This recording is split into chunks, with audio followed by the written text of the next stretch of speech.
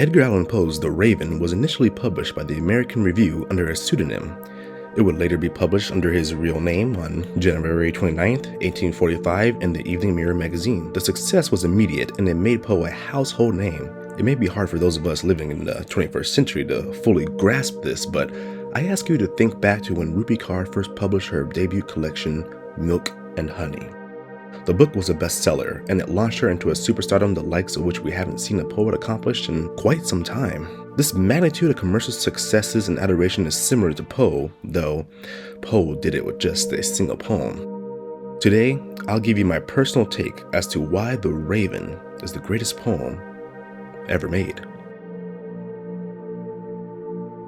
What immediately sticks out is the poem's rhyme scheme.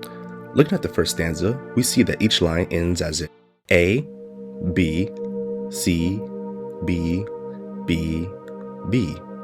This pattern is repeated throughout the poem and is fantastically unique.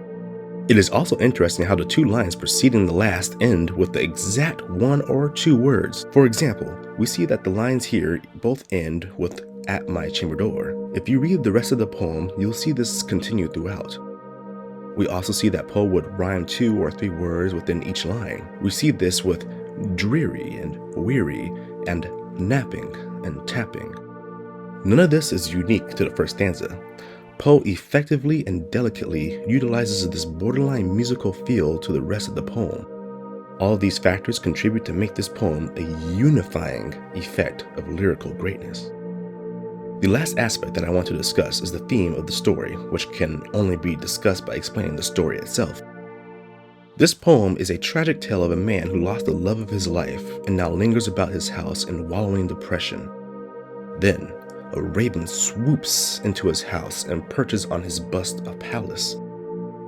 The narrator hopes that the bird can give him some sort of release from his suffering when he asks the raven about his lost Lenore.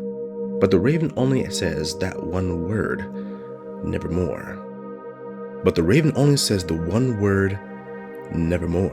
This leads to the narrator going insane as the raven continues to torture his poor mind with his dreaded nevermore. The obvious theme is that of, death. It is a theme that all of us can or will relate to at some point in our lives.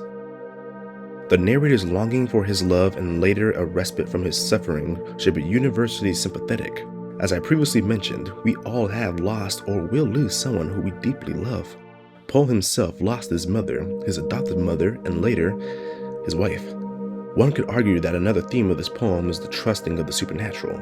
Once the raven utters nevermore, the narrator is entranced and seduced into further pursuing this creature's likeness and wisdom, much like how Satan would seduce people by appearing as something that humans could trust, or at the very least, something that would be unassuming in its appearance. Edgar Allan Poe's The Raven is the greatest poem ever made.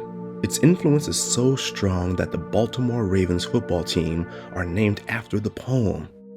Poe is often looked at as a deeply tragic and sorrowful figure in literary history. While The Raven ends on less than gleeful terms, perhaps those who have lost someone they love can take a brief respite from their own pain by reading this narrator's. Thank you for watching.